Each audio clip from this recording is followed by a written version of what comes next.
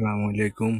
আমরা তিস্তার পাড়ে তিস্তা ব্রিজের নিচে এক শিকারি ভাই হাতে খেও জাল নিয়ে মাছ ধরার উদ্দেশ্যে মাছ শিকার করতেছেন।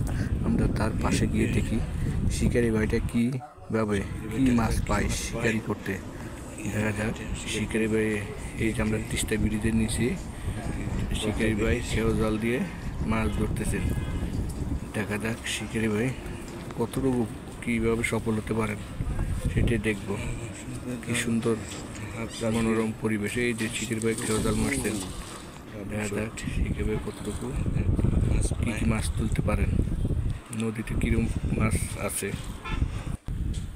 যাক এই যে জাল টানছেন, আলহামদুলিল্লাহ কি সুন্দর। জেলে ভাই কোমরে ব্যাগ ঝুলিয়ে আছেন মাছ রাখার জন্য, যেমন কি সুন্দর অপরূপ দৃশ্য। দেখা যাক শিকারি ভাই কতটুকু কী কী মাছ তুলতে পারেন।